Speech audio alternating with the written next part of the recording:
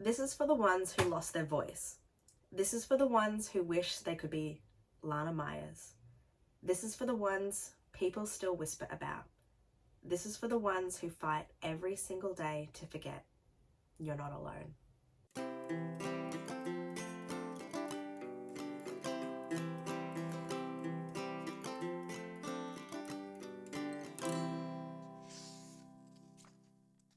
Tim Hoover, Chuck Cosby, Nathan Malone, Jeremy Hoyt.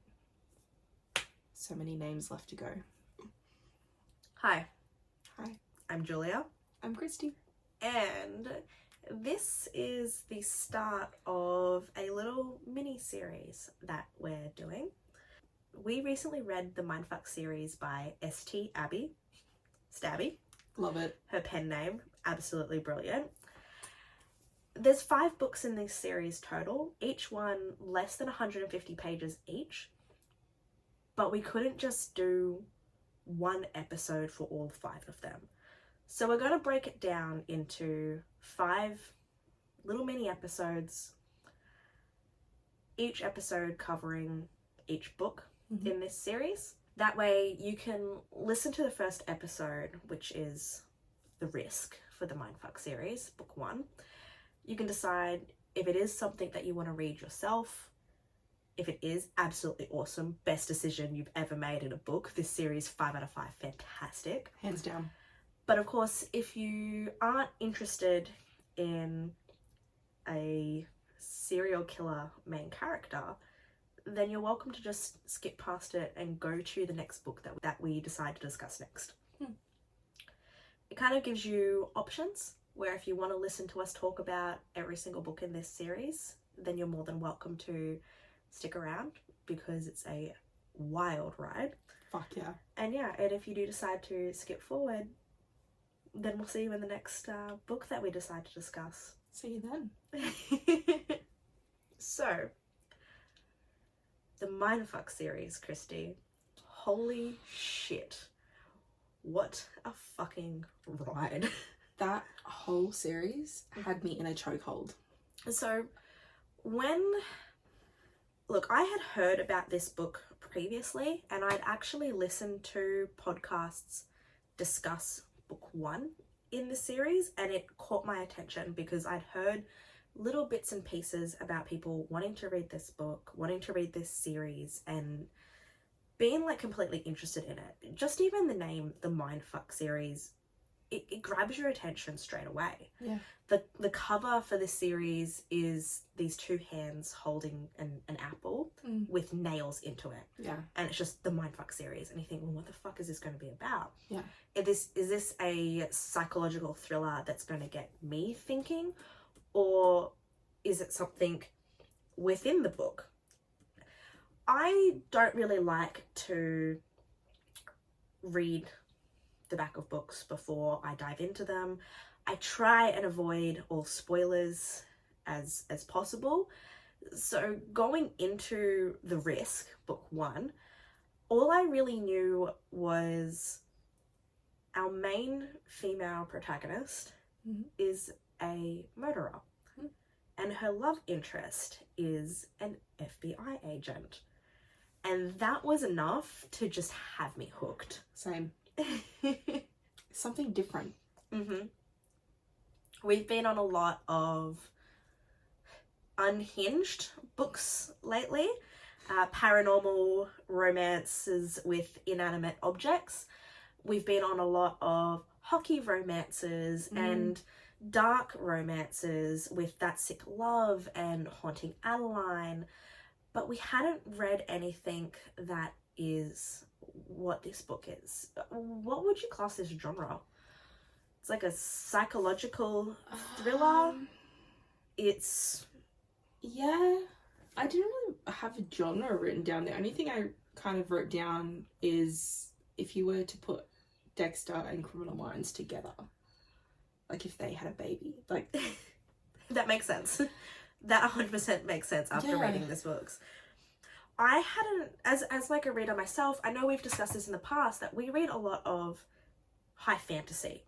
I've never been one that's really been interested in like crime or thriller novels in general, I have changed my mind. Yeah. Thanks to this series. Same. And I now have such high standards for crime books, thriller books. I'm ready to dive into like this new genre head first. I'm the same. It's definitely set a standard. We before recording this episode, we just had Stuff Your Kindle Day. And normally I look for romance books to download or fantasy books to download, but I actually went out of my way to try and find like more crime books or more thriller books. Did you? Yeah, I did. I found a whole bunch. And obviously, like with Stuff Your Kindle, it is a lot of indie authors as well. So I am excited to, I don't know, discover some new authors and see what they have, you know, and see if that kind of just scratches the itch that I now have after reading this absolute amazing series that is the Mindfuck series. But also fixes a hangover.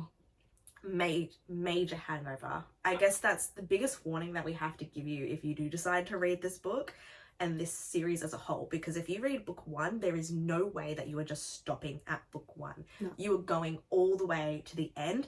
And look, that's not a bad thing. It's not a huge commitment considering it may be like 600-700 pages overall when you do put them all together. But yes, you can't just stop at book 1. Yeah. But it's also an easy read, being like a bigger book if you put them all together. It's not like it drags on. So it's like you're on the edge of your seat the whole time. And something that St. Abbey has done really well is I think with separating the series over 5 books, it really makes you, when you hit the end of one of those books, like when you hit the end of book 1, it really makes you stop, pause and reflect on what exactly has just happened before you pick up book 2. And I was thinking, like, you know, these books are so small that it could have just been one giant book. And I'm pretty sure there is an omnibus available with all of them together.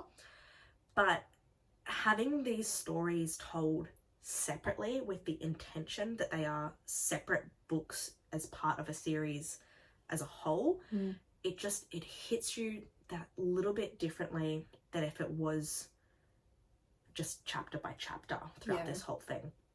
So dear listener, if you are still listening and you haven't read the Mindfuck series, this is your warning to maybe consider hitting pause on this podcast, giving yourself the hour, 2 hours it might take you to read 132 pages. That is book 1, The Risk, and come back, because I promise you it's going to be worth it.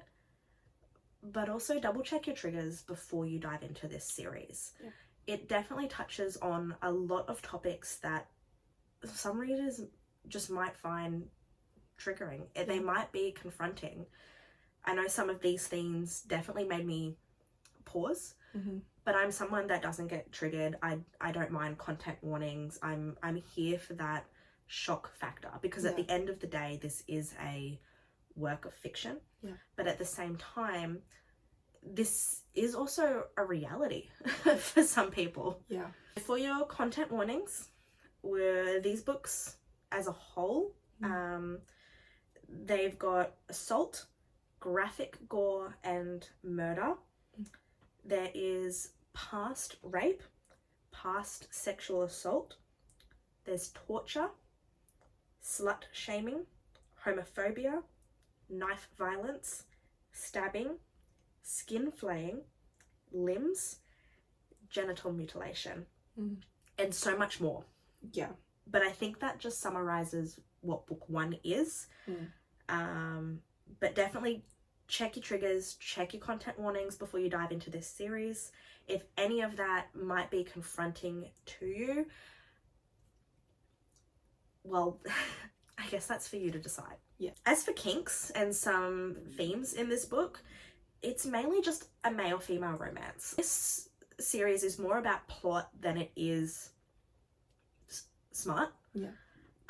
It's a simple male-female romance, and even then I guess the sex is pretty pretty tame. It's pretty vanilla. It's nothing extreme. Yeah. So this book, Yeah. holy fuck. So, the Risk is told, well, it's not even just The Risk. The whole series is told from a dual point of view. So you've got Lana Myers, who is our female main character, and she's 26 years old. And your main male character is Logan Bennett. He's 29. So both under 30, but both towards the later end of 20, if that really matters. As someone who is 29, like next week, I think back to the shit that Lana Myers has been through, accomplished, and what she's capable of. And it makes me feel so puny compared to where I was when I was 26. This girl is a fucking badass. Heck yeah. So, as mentioned, Lana Myers is a murderer. She is a serial killer. And Logan Bennett is the lead FBI profiler on her case. Which, just to begin with, is fucking mind-boggling. So, they actually meet in a cafe. I think Lana's sitting there just doing some work, or is she scoping somebody out? Yeah, she's scoping someone out, like on her phone, like she's putting cameras in their house as she's watching the video. And she is approached by a man at a table who is just an absolute douchebag. Trying to hit on her, trying to get her attention, and she fucking doesn't want a bar of it, which I adored reading on the page. Same. And she turns this guy down, he goes back to the table, and he sits down with a mate who turns out to be Logan.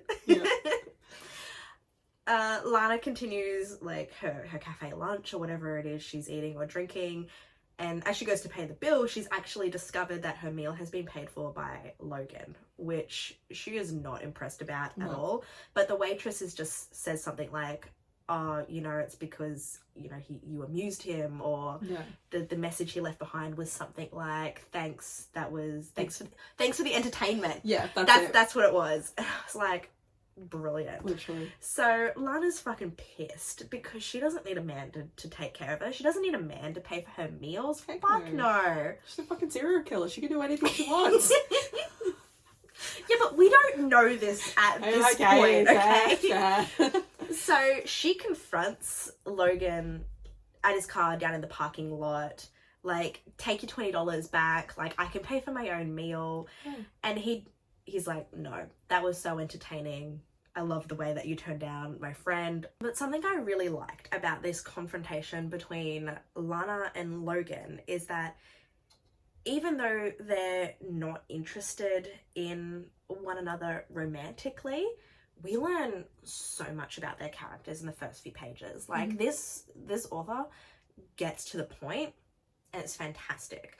So Lana and Logan immediately start profiling one another, and for Logan, like, this is a part of his day job. This is what he gets paid to do on a day-to-day basis. He profiles serial killers. So he's profiling the fuck out of Lana, and no one has ever called her out on her personality like this before, and it catches her off guard. It makes her even more defensive. He's like, oh, I bet you don't have any pets and you live alone, you don't like to let anyone in. And she's like, holy fuck. How do you know? Am I that easy to read? And she basically is like profiling him as well. Like, you got to be like a cop or an FBI agent, and they're like bang on the money for every single thing that they're saying.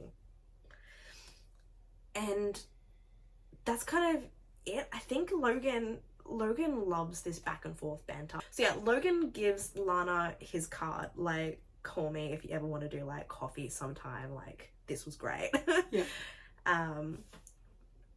And Logan goes away. So this is where we learn that what Logan does for a job, and he's not just an FBI agent, but he is someone who investigates serial killers and murderers and tries to profile their unsub, is what they're called, their person of interest, essentially. Yeah. And when we get back to Lana's point of view, she's like, it's just in your face. She's just like, okay, I'm like, this is my next victim who I'm tracking and trying to hunt down, and then it's straight to fucking torture. Yes. That's all in one chapter. I remember my first notes for chapter 2 in all caps. She got off his dick. One of my first words is whiplash. Yeah. We go from flirting to murder to a cute first date. Literally. Absolute whiplash. Because yes, Lana is a murderer. She is a revenge murderer, more specifically, which we do learn about later. Mm-hmm. But with her victims, she flays their skin, she chops off their dick, and then she paints the walls red. Yeah. It's not even like, okay, chop up their body pieces, gonna go hide the body, don't want to get caught. She leaves these bodies on purpose to be found. The balls that this girl has. Holy fuck. And fucking genius the way she does it. So, Lana also has a best friend named Jake. And I feel like everybody needs a best friend like Jake. So where Lana is the brute, the one that's able to do the killing, who's been able to learn different types of like martial arts and just train for this, Jake is the brains behind everything. He's tech savvy, he's a hacker. Between like him and Lana, they're this absolute unit to pursue their plans that they have. Yeah. And we actually soon learn that Lana Myers isn't her actual name. It's not even her first name. It's like her third name. And we learn a little bit about Lana's past. And she was actually born Victoria. Her and her brother were sexually assaulted in the town that they grew up in, Delaney Grove. And it was 10 years ago. Unfortunately, her brother died and she was left for dead. Jake, her best friend now, he was in love with Lana's brother. But Jake is the reason that Lana was able to get out alive. Jake is the reason that Lana was able to leave Victoria dead, take a new identity, and live as somebody unconnected to this past. Because they believe that if these people found out Victoria was still alive, they would come after her. Yeah. So Victoria is now Lana, and between the two of them, they have this grand plan to take revenge on the town and everything that the town did to her brother, her family. Yeah. And we learn more about what happens in the next few books. Yeah. But all we really focus on at the moment is Lana has spent 10 years recovering from this trauma. She's learning to fight and eventually plotting her revenge alongside Jake. So the whole taking on a different identity, Jake had hacked the hospital system, and another girl had died that same night in a car crash, and she was brutally disfigured. So he just swapped the records over. She took on that identity. The money, this chick was loaded. Took the inheritance. Yeah, just a whole new life so that she could plot her revenge with Jake. Actually, I think something we should point out is Logan currently has 3 main cases that you read about going on. Yeah. There is a murderer shaving their victim's head. There is another one who has been nicknamed the Boogeyman. Yeah. And then there is Lana's case. Mm-hmm. So book 1 is a big focus about the first case. He's trying to figure out why this person's shaving the victims' heads, trying to figure out what they all have in common. So a lot of Logan's point of view is, yes, you are hearing about these other murders, which is really interesting. And I think it really helps with the world building as a whole. Like, he's not just investigating Lana. Yeah. He's got so much else going on. So there is like back and forth between like different victims showing up connected to different serial killers. Yeah. And he's got like this gut instinct as well, where his gut is never wrong. And he eventually figures out why this person is shaving like the heads of these victims. And he figures out the connection between this murderer's victims is the symmetry in their faces.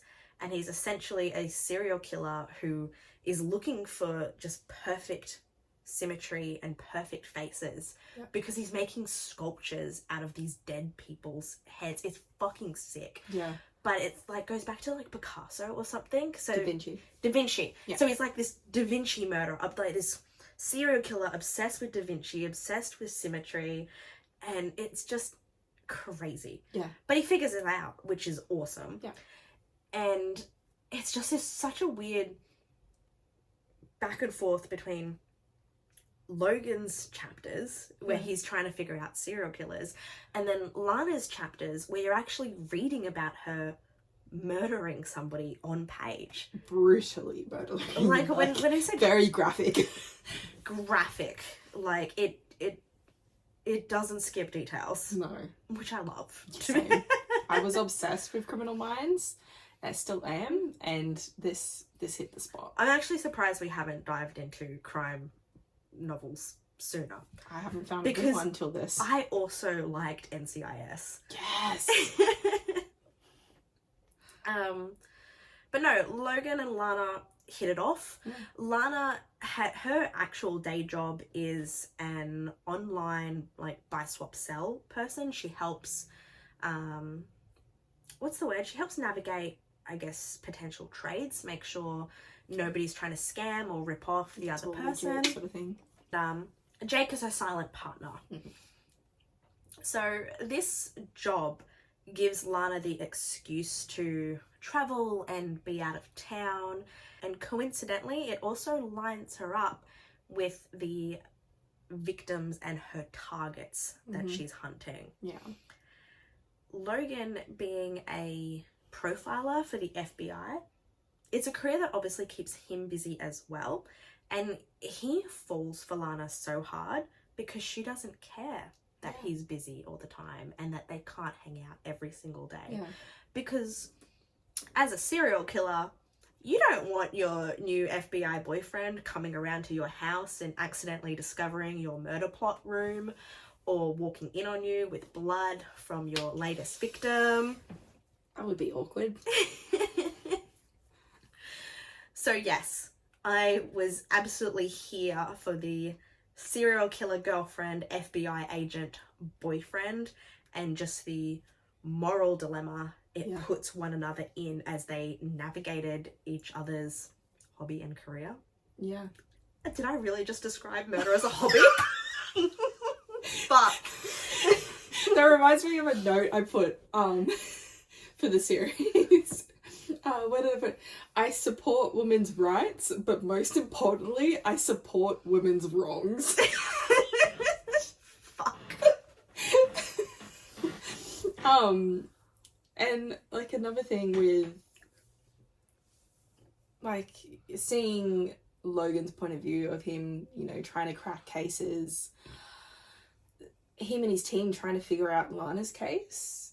Oh, this is brilliant. Yeah, so they think that the killer, the unsub, is male, fit enough to carry a body, weighs like a certain amount of pounds, like a hefty man, because she not only carries a backpack full of weights, wears men's-sized boots with like imprints, like kind of like lifts in them to leave an imprint for like a, I don't know, like a size 11 or something. Like they think it's a male. Completely off of what is actually going on. It's brilliant. Like, and watching them trying to piece it together. I adore Jake and Lana for being able to throw them off the fact that this is a woman, because the FBI are just like, with their dicks chopped off, this should be a woman. Yeah. But they look at the evidence that is being left behind, and the size 11 shoe prints, and even just the depth of the weight. They're like, it's got to be someone who weighs X amount of pounds, and according to that shoe size and that weight, they might be about this height, and they'd have to be strong enough to lift like these men. So they're like, it can't be a woman. They just eliminate the fact that this person could even potentially be a woman. And it's just a big, like, fuck you. Yeah. Because Lana has trained so long to be able to lift the weight that she can lift, to be able to throw a man that size over her shoulder. So Lana and Logan start dating, like, officially boyfriend, girlfriend, which is sweet. You actually feel happy for Logan because he is so smitten by Lana, and it's adorable. But then also, like, kind of cracks your heart a little bit, because with what Lana is doing, you kind of just stop and you think, how long is this actually going to last? Like, does this relationship have, like, a time limit? But you can't just, you can't help yourself but just be happy for them in the moment, and, like, just that little bit of joy that they've found with one another, especially the more you learn about Lana's past. And I think what it is Lana goes round to Logan's house one day, and Logan has accidentally, well, not really accidentally, Logan's not used to having women over, so he's left out just all these crime scene photos and the case. He's left the case open, like, on the bench in the kitchen. All his case notes, yes. And up until that point, Lana's been very much like, no, don't tell me anything about your work. Not that she shies away from that stuff, but she's like, I don't want to get you in trouble. If you're not meant to tell me any of this stuff, don't tell me. I don't want to know. I don't want you to get in trouble. Which is so, I guess, considerate. Because if that was me, I would fucking want to know everything. Fuck me up. Like, tell me the details. So Lana goes around to Logan's house, realizes the case for the boogeyman has been left scattered about, and because I guess by now Lana has seen everything. She's seen the photos, she's seen the case notes. Logan's just like, you want to have a crack at it? Because obviously he's aware of how smart she is after they both profiled each other when they met. Lana points out something that they had completely missed in profiling the unsub. Like, they had not a completely different... They overlooked it. I think that's the word we're trying to find. Yeah, they overlooked something, and she pointed it out. It was something to do with, he's probably a janitor. Because it was noted that, yes, every single surface of these murder cases had been meticulously cleaned, but not that they were just cleaned with bleach. Windows were cleaned with the correct chemicals for windows. Floor cleaner was used for floors. Like the countertops were cleaned with proper stuff for these surfaces. And like you were saying, that's how Lana is just like, oh, it's probably a janitor. She just, like, 5 minutes gets it quicker than the FBI. I've been working on it for like months or something, and Logan's straight on the phone to his, what I imagine his Penelope Garcia, like the IT analyst, and is like, check into this. Oh no, because what it is as well that the FBI overlooked is that with some, I guess, hotels or janitors or cleaning crews, that position has a lot of just cash jobs. There's a lot that's left off the book. And Logan's like, yeah, but we looked into all the cleaners in these apartment buildings. And Lana's like, okay, well, I knew somebody who used to be a janitor. And a lot of times, like, that position or these employees will sometimes just have cash jobs and they'll keep names off the book. Yeah. And Logan's just like, you're fucking brilliant. Yeah. Literally. And that's when he calls Hadley and is like, check this. And she's like, how did you come up with this? Where did this come from? And that's when he mentions that Lana had seen the notes and come up with that. And that just weirds Hadley out. That would weird you out. Like, why? How did she crack that? A normal human person? A civilian? Yeah. How do they know? I love Hadley. Same. I love her I so was much. annoyed by her at first. Yeah. But she's a character that grew on me Same. so quickly. She ended up being one of my favourites. 100%. So Hadley, she works for the FBI as well, but she is only there because of some crimes that she committed when she was a teenager. It was either work for us as a tech analyst or go to jail. Yeah. Like Penelope Garcia Mm-hmm. in Criminal Minds. So Hadley's moral compass isn't as defined as what Logan's is. So, and Hadley apparently always looks into whoever Logan's dating at the time. So she starts to do her research on Lana and discovers that Lana stole a girl's identity. Book 1. And somebody in the FBI has figured out that Lana stole someone's identity. Yeah. So Hadley figures out who is the boogeyman, Mm-hmm. or between Hadley's work with the FBI, they figure out who's the one that is murdering all these women. Mm-hmm. And they learn where the location is, and they go to get him. So Logan leaves to go deal to that. Lana goes home. Hadley starts looking into Lana a bit more deeply now. Mm. And that's where Hadley figures out Lana isn't Lana. Yeah. Lana stole a girl's identity. And Hadley's like, oh fuck no. And drives to Lana's house. Lana's at home, and all of a sudden she gets this knock, knock, knock on the door. Yeah. And she opens the door, and it's Hadley.